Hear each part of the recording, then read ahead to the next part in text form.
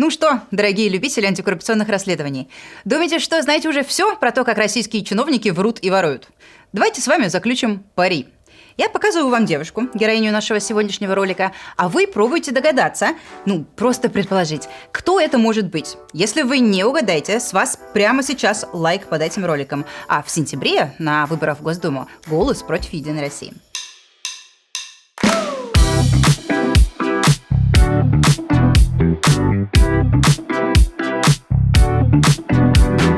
Знакомьтесь, вот она, Дарья, ей 30 лет. Дарья у нас и фотомодель, и блогер, и дизайнер, и тренер личностного роста. Полный комплект того, что называется тяжелым люксом. Порше, Мазератти, грозди бриллиантов, сумочки Биркин. Вот за 3 миллиона, вот за 6. Тусовки, вечеринки и полный гламур. И Дарья при этом не работает, никаких серьезных денег никогда в жизни не получала, но она пачками скупает элитную столичную недвижимость, путешествует по миру, и ведет такой образ жизни, который могут себе позволить единицы. Ну и похер, ну и пляшем, зато я вот городская сумасшедшая. Кто она такая, как думаете? Дочь депутата? Может быть, это пассия кого-нибудь из путинских олигархов или силовиков? Очередная возлюбленная главы Роснефти или Газпрома? Сдавайте свои лайки, вы проиграли. Ни один из этих вариантов даже приблизительно не соответствует действительности. Я признаюсь, несмотря на то, что я уже 15 лет исследую коррупцию чиновников в России и считала, что отлично разбираюсь, кто там и сколько ворует, кто на чем пилит, сколько чего может за свою жизнь стащить кремлевский коррупционер, даже я в этом случае сильно удивилась.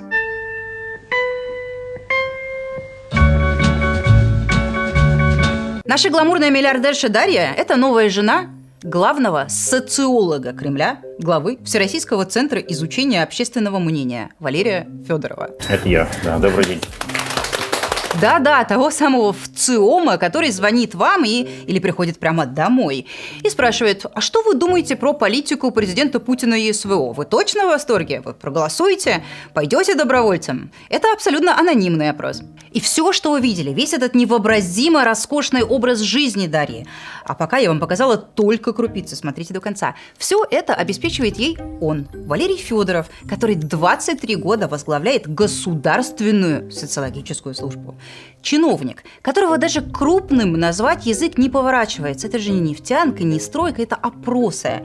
Вот так устроена путинская система на ее 27-м году. Мы с вами прошли через министров и депутатов-миллиардеров, через судей и прокуроров-миллиардеров, и вот дошли до социолога-миллиардера. Я наемный менеджер, ни в коем случае не владелец, не учредитель. Акционер у нас один.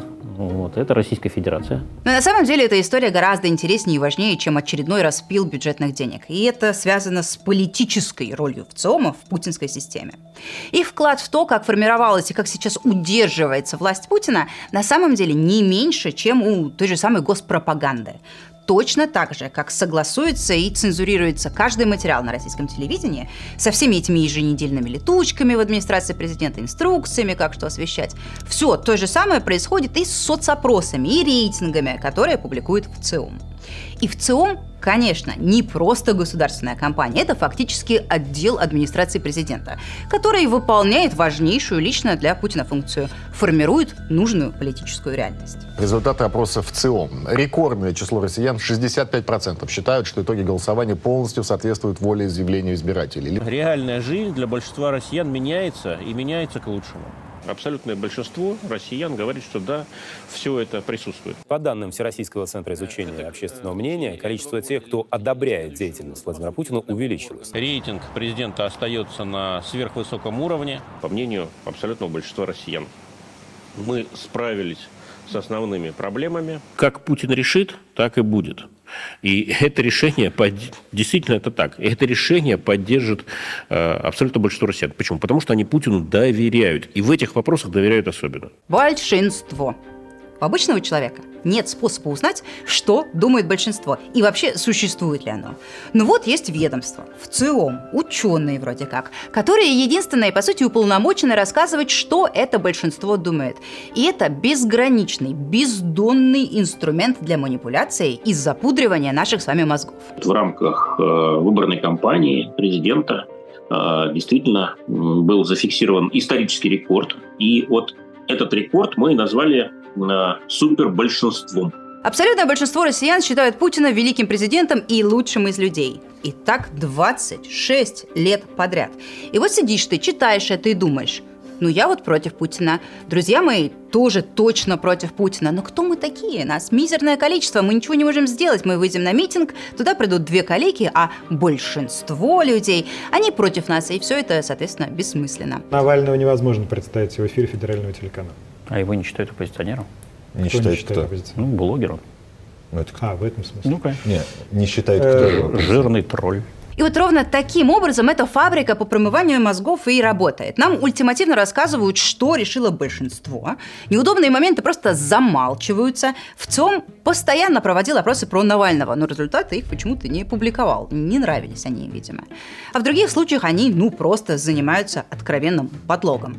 Вот опрос про выборы в Мосгордуму в 2019 году, когда в Москве по надуманным причинам не допустили ни одного оппозиционного кандидата. Оцените формулировку вопроса. Для участия в выборах в Мосгордуму кандидаты должны были собрать определенное количество подписей избирателей в свою поддержку. Гудков, Яшин и Соболь их не собрали. Это вранье. И теперь, как вы думаете, им нужно отказать в регистрации или нужно нарушить закон, но их допустить? Или следующее. В Москве митинги, как вы думаете, полиция должна действовать по закону и их разогнать? Или же вы предпочитаете беззаконие? Мы за это деньги получаем. Вот. И вот что мы получаем на выходе. ОМОН нещадно избивает, скручивает и арестовывает людей. Бьет уже задержанную девушку в живот. А почти 70% россиян по опросам получается, что поддерживают это и считают правильным. Беспредел полиции и силовиков? Нет, что вы, это просто такой общественный запрос большинства. Надо добить гадину. Надо дожать ее. И Путин с самого начала, со своего первого срока, понимал, что вот такой механизм легитимации его власти, способ оправдания закручивания любых гаек, ему очень понадобится.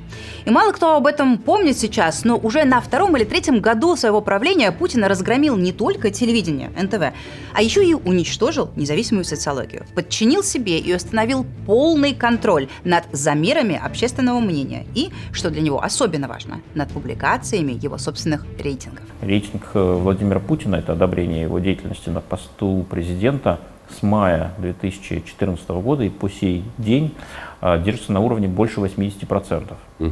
Вне зависимости от того, у нас экономический рост или спад, очередная война начинается или вроде бы спокойно. Вот вне зависимости от этого рейтинг главы государства на фантастически высоком уровне. Путин всегда был и остается просто помешанным на собственных рейтингах.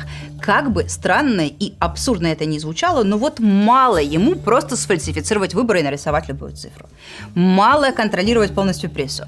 Мало не допускать никаких политических оппонентов. Ему надо, чтобы это все еще проходило под громогласное одобрение толпы. Путин перестал быть политиком, он стал историческим деятелем уровня Уинстон Черчилль, Петр Столыпин и так далее. 75%, 80%, 90%. Вот столько должно Путина всегда поддерживать, что бы он ни делал. А такого просто не бывает в природе. У любого политика рейтинг меняется. Его только избрали, он высокий, а потом он, как правило, рушится. Он растет и падает в зависимости от того, что политик делает, какие законы принимаются, как он управляет. Иначе никак быть не может. Но Путину такое не подходит. Ему надо, чтобы государственная социология штамповала ему еженедельные научные доказательства всеобъемлющей народной любви. Ему нужен кто-то, кто будет подкручивать данные, искажать их, подменять, подгонять, что угодно, но ни за что и никогда не скажет ему, что никакой народной любви на самом деле нет. Этим человеком в 2003 году оказался Валерий Федоров. Такого умения и таких возможностей не продемонстрировал, увы, ни один кандидат, кроме Владимира Путина. До Федорова ВЦИОМ возглавлял очень известный и очень уважаемый ученый-социолог Юрий Левада. Он работал во ВЦИОМе со времен СССР, работал все 90-е при Ельцине, но потом пришел Путин и выяснилось, что не подходит Левада больше. Там долго придумывали формальные поводы его выкинуть, мол, староват уже Левада для госслужбы, какая-то юридическая реорганизация нужна. Но настоящие причины изгнания Левада из ВЦИОМа откровенно рассказаны самим Федоровым вот в этой книге про ВЦИОМ. Во-первых, ВЦИОМ при Леваде публиковал какие-то слишком низкие рейтинги Путина и Единой России. Да и другие неприятные вещи публиковал. 17% респондентов заявили, что после избрания Путина воровства и коррупции в руководстве страны стало больше, чем при Ельцине. Возмутительно. На теме коррупции прежде всего играют оппозиционные силы. Во-вторых, Левада якобы лично не любил и не поддерживал Путина, и это сказывалось на интерпретации данных. А в-третьих, Юрий Левада отказывал заходить на совещания или тучки в администрацию президента, где бы ему объясняли, как правильно что померить и какие циферки публиковать. Юрия Леваду изгнали. Вместе с ним ушла вся команда ВЦИОМа. И вместо него в пустые помещения зашел наш сегодняшний герой, тогда 29-летний Валерий Федоров, которого туда устроили его друзья из АП и назначили своим человеком в социологии. Лучший инструмент, если вы хотите понять, как на самом деле все обстоит, а не как человек говорит, это утюг и паяльник. С этого времени, с 2003 года, сменилось 5 администраций президента, а Федоров так и продолжает быть бессменным главой ВЦИОМа. Как верный пес служит Путину и режиму. Вот только что на днях была проблема. Президентский рейтинг немножечко упал, но Федоров быстро нашел решение. Теперь ВЦИОМ проводит опросы не только по телефону, но и приходит к вам домой. И, о чудо, если застать человека дома, спросить лично, деловито фиксируя ответы в папочку, то и любовь к Путину вдруг прибавляется, и заветный рейтинг снова растет. Есть методы. Паяльник и утюг. Наши методы. Валерий Федоров мог бы стать идеальным путинским чиновником его мечты. Он с готовностью продал свою совесть. Он услужлив, он готов для дела нарисовать любую цифру. Он рьяно защищает президента публично. При Владимире Путине, конечно, говорить о том, что власть не прислушивается, не интересуется, не учитывает, ну это просто смешно. А потом приходит домой и продолжает делать это уже вне работы, строчит комментарии в соцсетях.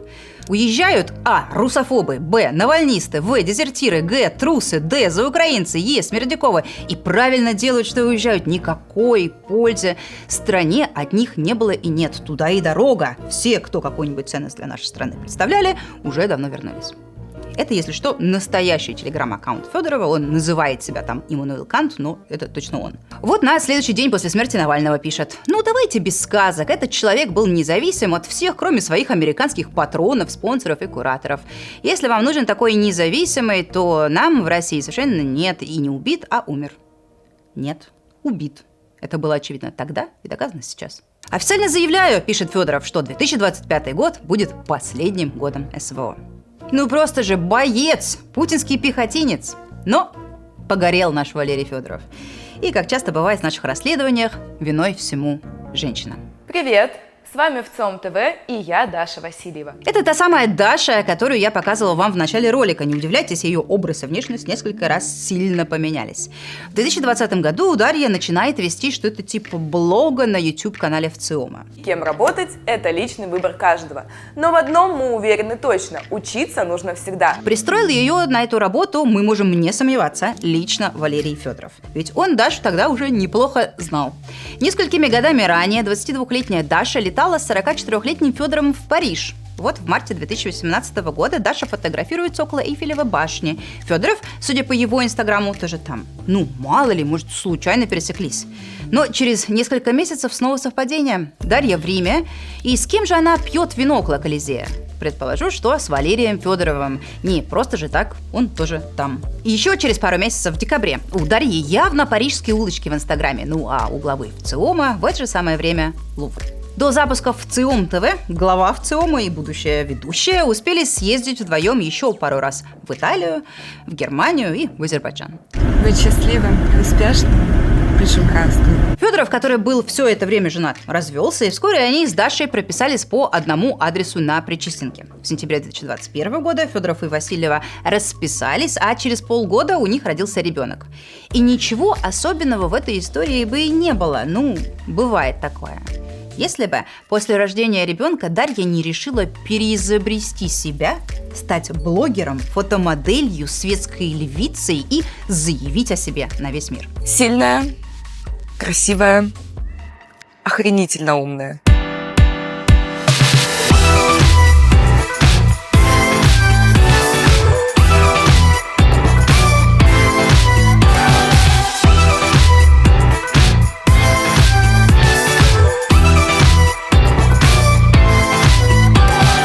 И видит Бог, Дарью от этого желания демонстрировать свою роскошную жизнь не могло остановить ничто. Ни чувство меры, ни уместности, ни тот факт, что ее муж и единственный источник ее дохода – высокопоставленный, публичный чиновник.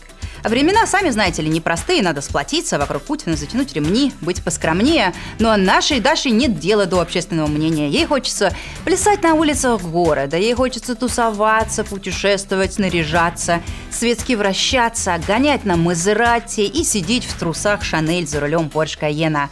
Ну и, конечно же, под музыку распаковывать украшения Cartier и сумочки Hermes. Вот тут я остановлюсь и скажу, что ожерелье Cartier, которое мы только что с вами видели, стоит 1,3 миллиона рублей.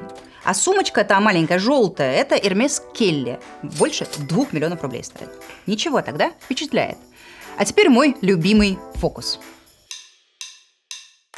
Еще Hermes Birkin изумрудного цвета из кожи аллигатора 6,5 миллионов рублей. Hermes Kelly Cat крокодил в этот раз синий, инкрустировано бриллиантами 3,3 миллиона. Birkin, еще Hermes Birkin, еще Birkin, еще Kelly такая и еще. Изучив ее инстаграм, мы обнаружили коллекцию сумочек Hermes в количестве 24 штуки. Знаете, кто единственный другой человек, у которого мы видели столько же этих самых дорогих в мире сумок? Любовница Сечина из нашего прошлогоднего расследования. Вот Сечин, он чемпион по подаркам своим дамам сердца, а глава ВЦИОМ Федоров лишь на почетном 2-м месте. Сам с собой советовался, размышлял. В общем, я принял, на мой взгляд, очень правильное решение. Я женился. А теперь давайте с цифрами. Зарплата Федорова раскрывается в ежегодной отчетности ВЦИОМа. За 2022 год он получил около 14 миллионов рублей в год. Миллион в месяц где-то.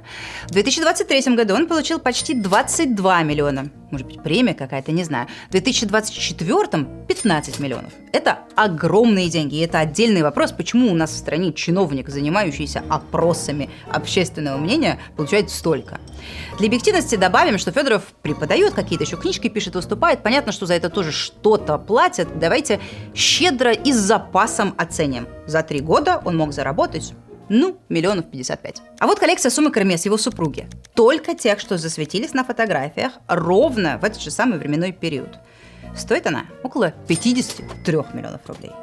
Уф, уложился. Облегченно думает сейчас Валерий Федоров. Не ел, не пил 3 года, только сумочки дарил. Что такого? А надо же еще как-то до пенсии дотянуть. Вот незадача. Там же еще и коллекция украшений. Серьги Булгари 3,5 миллиона. К серьгам кольцо змея 2 миллиона. Дальше уже стыдно не дополнить комплект бриллиантовым браслетом змеей. Это 4 миллиона. Золотое кольцо Пантера от Cartier 1 миллион 600 тысяч рублей. Пантере одиноко одной, поэтому нужен и браслет. Больше 2 миллионов рублей такое стоит. Всего на 10 фотографиях мы насчитали ювелирки на почти 19 миллионов рублей. Мы уже в жестком минусе, но это только начало. Новый Порш Кайен жена главы ВЦИОМа приобрела себе в 2023 году. Такой стоит миллионов 12-13. К Поршу она добавила вот еще такой роскошный, просторный минивэн. Стоит такой миллионов 9. А вот Даша фотографируется на балконе своей собственной новенькой квартиры в ЖК «Смоленский Делюкс» в центре Москвы. В конце 2024 года она купила в этом доме квартиру 170 квадратных метров и 4 парковочных места. Общая стоимость в районе 230 миллионов рублей. Очень дорого. Очень дорого. И еще. Если верить утечкам, жена руководителя ВЦИОМа инвестировала и в другую элитную недвижимость, в ЖК «Лужники Коллекшн» и ЖК «Слава» на Белорусской. Эти дома пока недостроены, они еще не сданы, поэтому выписок на конкретные квартиры еще не существует. Мы не можем знать точно, какие именно квартиры купила Дарья. И мы проявим сейчас огромное великодушие и предположим, что это было что-то относительно ее самой скромное. 75 квадратных метров. И там, и там. И как ни крути, это еще 200 миллионов рублей. 14th floor. Это все материальное. Квадратные метры, шмотки, тачки, бриллианты. Нужно же еще что-то для души, правильно? В 2023 году Дарья Васильева решила стать дизайнером одежды. Я основатель и ведущий дизайнер международного бренда женской одежды Divi. Divi – это интеллектуальная мода. Divi – это для тех, кто не готов к компромиссам, для тех, кто не выбирает красивый он или умный. Я не знаю, какие социологические исследования она проводила, чтобы прийти к мысли, что новый люксовый бренд интеллектуальной одежды – это то, что нужно российскому потребителю сейчас. Но в решимости ей не откажешь. Многозадачность. Даша наняла команду, ей отшили несколько коллекций, скупили блогеров и звезд, чтобы они рекламировали ее одежду. По модным телеграм-каналам были размещены рекламные материалы. Обратите внимание, дизайнер Даша Васильева, бренд DV, москвичка нашего времени. К бренду прилагался и закрытый интеллектуальный клуб. Знаете, у меня есть мечта – создать уникальное комьюнити женщин. Женщин, главной ценностью которых является развитие. Покупаешь 4 вещи, и вот ты уже вместе с Дашей Васильевой рисуешь натюрморт и кушаешь устрицы. Для своего магазина, который она только что придумала, там даже клиентов еще нету, она сняла помещение в одном из самых дорогих домов Москвы на Кутузовском, 12. Аренда торгового помещения здесь стоит 1,5 миллиона рублей в месяц. И потом сразу же открыла еще бутик в Дубае. Интеллектуальный бренд, теперь еще и международный. DV бренд – это международный бренд одежды, которому всего год, но он уже представлен в нескольких странах – России и Арабских Эмиратах. А вот репортаж с торжественного открытия магазина. Гламурная вечеринка. В кадр попадает виновница торжества. Редкий случай вместе со спутником Валерием Федоровым. У них вообще мало совместных фотографий. Вот они отмечены вместе на нескольких мероприятиях. Вот в «Коммерсанте» есть статья о 50-летии Федорова, где гуляли высокопоставленные чиновники администрации президента. Даша хоть и не подписана, но вот она вместе с именинником режет торт. В Инстаграме тоже режим секретности показывает суженого лишь кусочками. Щеку, например. Или вот, всего лишь на секундочку, силуэт с совместного занятия спортом в гостинице в Милане. Чё? А мы, дураки. Фэшн-бренд Даши Васильевой прогорел. Мне страшно предположить, сколько в это хобби было вбухано денег. Это точно десятки миллионов рублей, но, увы. Бутик на Кутузовском просуществовал около года, соцсети бренда заброшены, сайт закрыт. А дальше еще печальнее. Одновременно с этим Даша исчезает из всех соцсетей, удаляет все свои профили и гламурные фотографии. И вот сегодня, если бы кто-то решил взглянуть на то, как живет семья главы ВЦИОМа, ничего бы подозрительного он не нашел. Разве что это. Здравствуйте, меня зовут Дарья Васильевна. И всю свою жизнь я изучаю душу человека. Вот как. Даша снова переизобрела себя, и теперь она экзекьютив-коуч, тренер личностного роста и автор философской книги о радости души. Внутри вас огромный потенциал, который рвется наружу. И моя задача – его выпустить. А? Какое перевоплощение? Комар носа не подточит, и больше никаких следов ее настоящей жизни. Скромный наряд и страничка на сайте Профи.ру. Я буду задавать вам вопросы по методу Сократа. Но мы в Фонде борьбы с коррупцией много лет следим за такими историями. Собираем архивы. Тысячи фотографий и видео, в том числе весь ее Инстаграм, у нас аккуратно выкачаны и сохранены, поэтому нас провести точно не получится. Кстати, еще один повод поставить лайк под этим видео. Я так вдохновилась Палермо, что не выдержала и скупила для вас все сувениры в лавке Кафедрального собора. Авторам 3 топ-вопросов про столицу мафии я подарю свои подарочки. И мы, конечно, пытались разобраться с тем, как ее супруг, чиновник, у которого максимальный официальный доход был 20 миллионов рублей, может обеспечивать своей семье такой образ жизни. Стало немного душно. Я хотела пойти кошкой. Из прошлых расследований у нас сохранился частичный архив банковских проводок ВЦИОМа за 2022 и 2023 года. Данные, конечно, не идеальные, но общее впечатление сформировать можно. Смотрите, государство платит ВЦИОМу за соцопросы. Платит напрямую из бюджета, платит через государственные некоммерческие структуры, через госкомпании. Сотни миллионов рублей в год. А ВЦИОМ, в свою очередь, отправляет эти деньги дальше. В теории это должны быть какие-то понятные подрядные организации. Маркетинговые агентства, колл-центры, те, кто непосредственно проводит опросы. По специальным базам обзванивает тысячи людей, устраивает обходы по адресам, собирает анкеты. Но на практике мы видим, что деньги уходят в сложную сеть из сотни индивидуальных предпринимателей, часто никак не связанных с социологией. На то они и мошенники, что очень изобретательные. Вот, например, ИП Иван Пантюшин из Рязани. Он получил от структуры ВЦИОМа почти 100 миллионов рублей за 2 года. Но Пантюшин не социолог, он работал фотографом в Рязани, а сейчас руководит там небольшим аквапарком Акапулько. Почти все поступившие деньги он просто переводит себе на личный счет как зарплату по несколько миллионов в месяц. 70-летний отец Пантюшина, до пенсии работавший на заводе железобетонных изделий, тоже получает деньги от ВЦИОМа за исследования – 20 миллионов рублей. 2 менеджера по продаже билетов из московского турагентства получили по 14 миллионов на исследования, а девушка, работающая в автосалоне, получила 4 миллиона. В общем, мы имеем дело с сотней ИП, каждый из которых как черный ящик. Мы видим, что сотни миллионов рублей уходят из бюджета, а куда и кому они приходят, и причем здесь аквапарк Акапулько, совершенно непонятно, кто эти подрядчики, а предоставляют ли они реально какие-то услуги, а где хоть какие-то следы этого, не схематоз ли это или не распил часом. Ответить на эти вопросы мог бы сам Валерий Федоров, но он, представляете, не верит в существование коррупции. Социологи спорят, а вообще существует ли в России коррупция? И многие приходят к выводу, что нет никакой коррупции, на самом деле. Поэтому очень осторожно я бы относился к теме коррупции, особенно сейчас.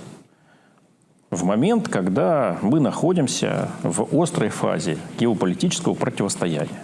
Нет, Валерий Валерьевич, коррупция на самом деле есть. И острая фаза геополитического противостояния – война, которую ваш начальник Путин развязал. Это прямое следствие этой коррупции. Его личной, коррупции его администрации, вашей коррупции, всех тех бесчисленных чиновников, силовиков и прочих единороссов, которые как присосались к российскому бюджету в начале 2000-х, так никак не нажрутся. А такие люди, как глава ВЦИОМа Федоров, с самого начала и по сегодняшний день им подмахивают, помогают, создают максимально комфортные условия. Ну и сами не забывают набить карманы себе. Ну, я, собственно говоря, и сам хотел бы себе повысить зарплату. Вот тоже по этому поводу регулярно веду переговоры. В сентябре этого года пройдут выборы в Госдуму. Мы будем видеть много впечатляющей аналитики от ВЦИОМа.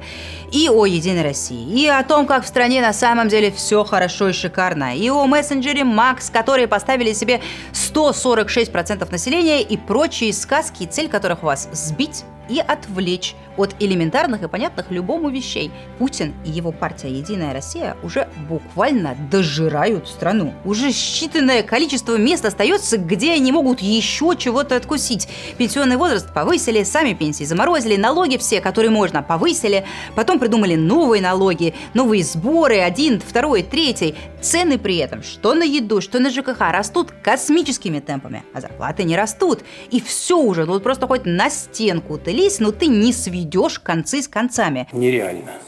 Сейчас нереально. У этой ситуации есть конкретные виновники. И им в этом сентябре можно попробовать отомстить. Сагитировать всех вокруг, ни за что не голосовать за Единую Россию. Вот прямо чтобы ни голоса им. Чтобы вертелись, крутились, паниковали, вбрасывали, как обычно, жульничали. И чтобы все этот позор видели. Перешлите этот ролик вашим знакомым. Помогайте нам распространять такие расследования. Ну и, конечно же, если вы живете за границей, становитесь их спонсорами. Это можно сделать на сайте, а можно прямо тут, в YouTube. Под роликом есть кнопка «Спасибо».